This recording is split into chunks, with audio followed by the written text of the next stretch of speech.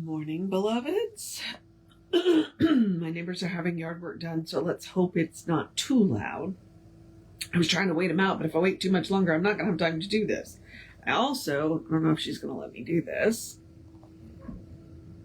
have sugar. So, yeah. If I pick her up, she might leave. But I wanted, yeah. She, on Sunday, I'm pretty sure she was looking for probably foster. I think she was looking for, there's a particular chirp that she makes that sounds like a question, and she never goes into the closet, but she was in the closet and she was making that sound, and I was like, are you looking for him? So, both of the Chico and Sugar have been a little extra clingy lately, understandably so.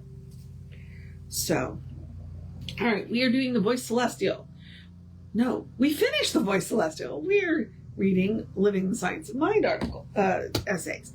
Now, the essays are from his take-home course that you could find that you used to be able to find at the back of the Science of Mind magazine. So, let's get the housekeeping out of the way, and then we are going to read today's essay. And all of what I mean by housekeeping is just reminding you, we are Creative Life Spiritual Center. The website is creativelife.org. The constant contact is info@creativelife.org. You get one email a week. It tells you what's going on for the week and the month, unless something unusual happens. You might get two.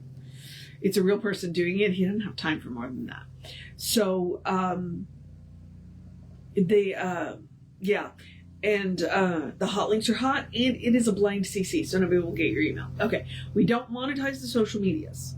We don't want to deal with the ads any more than you do. So what we ask you to do is to go like, subscribe, share, follow, comment based on which platform it is.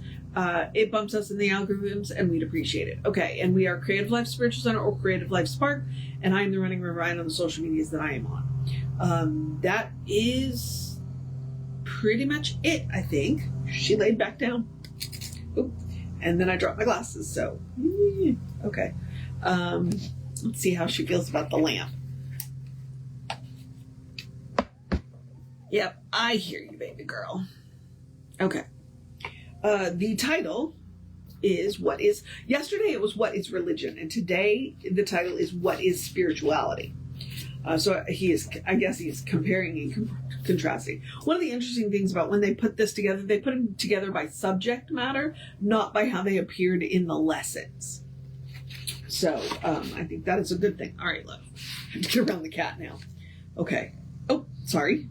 I'm sorry, baby girl. Okay. All right. Okay. What is spirituality?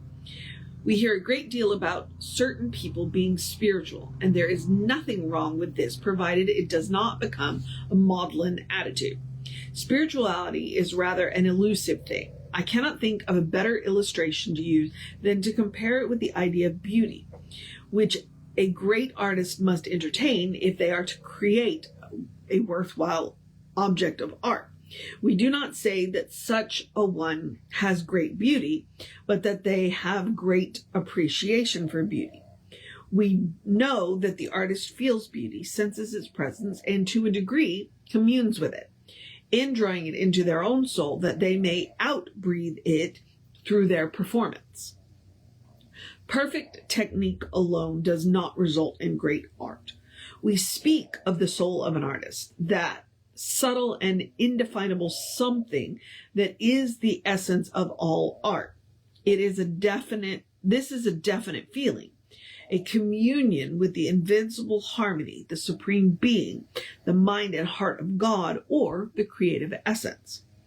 It is the same with what we call spirituality, which is a word too often misused. From our viewpoint, spirituality is one's recognition of the universe as a living presence of good, truth, beauty, peace, power, and love. And to this, it should be added happiness, joy, enthusiasm, and universal harmony, which, like the great rhythm of life, flows through everything. There is a vast difference between this type of spiritual consciousness and theological dogma, or even logical arguments. It is an essence diffused, a consciousness transcendent, and a faith that has passed beyond the point of argument into conviction and union and complete acceptance. As such spirituality, we cannot divorce from the highest use of science of mind. It is like the heat in fire, the colors in the prism, the invisible power flowing through a dynamo. It is like something that is caught from the invisible for the purpose of taking temporary form. It is the background of all spiritual mind treatment, and we should not separate it from our conscious use of the law of mind.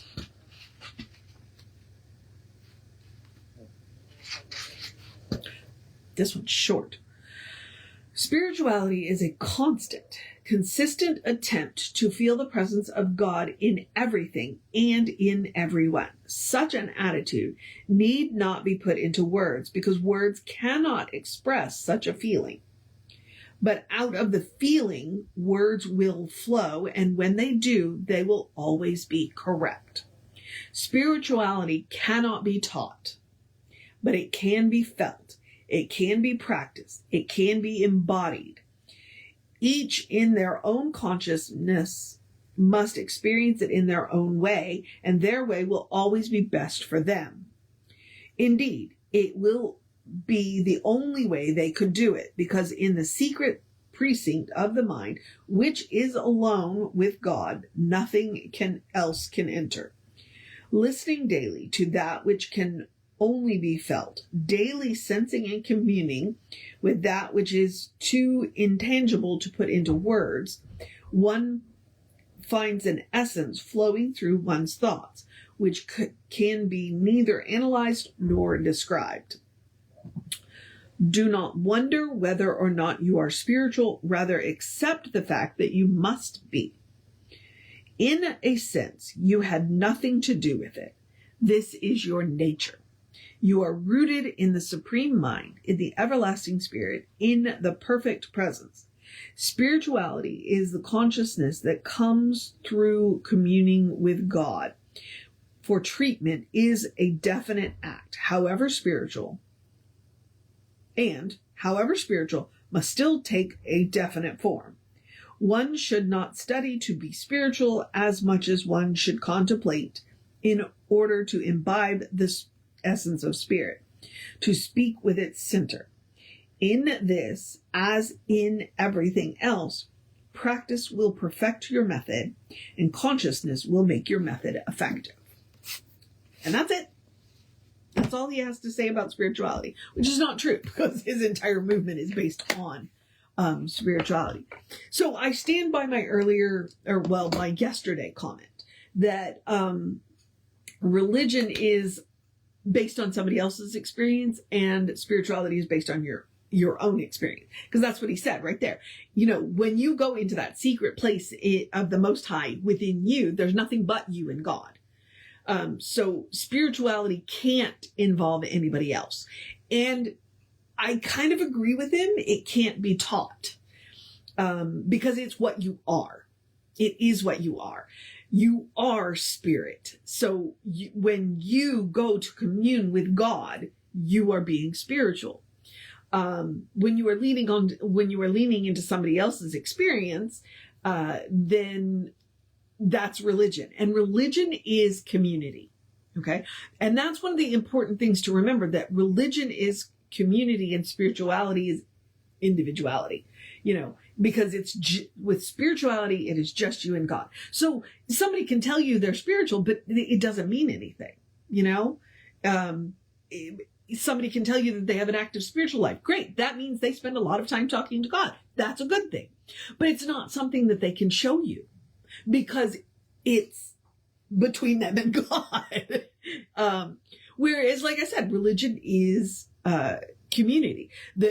What we have to guard religion from is dogma. Every religion has dogma. Even science of mind has dogma. But what we don't want to do is get bound up in the dogma and forget the spirituality. If all we do is go to church on Sunday and mouth the words, we're not being spiritual. And I like the definition because so that's the contrasting spirituality and religion. Well, meditation and treatment, right? Meditation and prayer. Prayer is when we talk to God. Treatment is when we talk to God. Meditation is when we listen. And meditation in and of itself and prayer in and of itself, when we are doing it, not mouthing the words that somebody else gave us, when we are actively doing our own prayer and treatment, are inherently spiritual. So both are necessary. Both are necessary. And both need to be protected. Because you can't commodify and monetize spirituality, because then it's not spirituality. And you need to protect religion from itself. You know, in and of itself, it is a community coming together to be in community and to learn from each other and to share their spiritual experiences. Okay. Because we can learn from each other's spiritual experiences. We just can't have each other's spiritual experiences. We have to go have our own. Okay. So yeah. He had a lot more to say about religion than he does spirituality, but that's why. Spirituality is individual. And while it can't be taught, it can be practiced. And religion is when we get together to share our spiritual experiences with each other. So, all right. I am going to move on into the process of my day then. Whew. Okay. I don't know. Yeah, I think I'm a little, the weather's definitely wearing on me, which we need the rain, but just the heaviness of the air and the humidity is just not doing me any favors today. So, I'm going to encourage you to have a great day, a wondrous day, a fantastic day, a magical day, an enchanted day, a wonderful day, an awesome day, an amazing day. Let's go get this day. A dance in the rain day. A stay out of the thunder and lightning day. A drink plenty of water day. A take care of yourself day. A do what you gotta do day. A take a nap day. Take a break day. A you got this day. A good day. And if that's too much pressure, and I know, because lately it's been too much pressure for me, simply have a day. You are enough, just as you are. You are a beloved expression of the divine. You are spirit in motion, God in action, a brilliant light, a divine spark, a beautiful masterpiece, and a work in progress at the same time, at your own pace. And as Reverend Jesse likes to call us, you are a godling. All right? Explore the truth of your being. Get to know who the divine knows you to be. Because the divine knows you to be good. It's all the divine knows. And from there, anything is possible. All right, beloveds, we will be back tomorrow with more essays on living the science of mind. But Reverend David should be on around 5 p.m. Oh, hang on, let me slow down. Reverend David will be on around 5 p.m. with you. I should be back with you around, I'm going to aim more for 9 o'clock, because if the essays are a little longer, I need to give myself a little more time. Take care of yourself. Know that you are loved. And I will see you next time.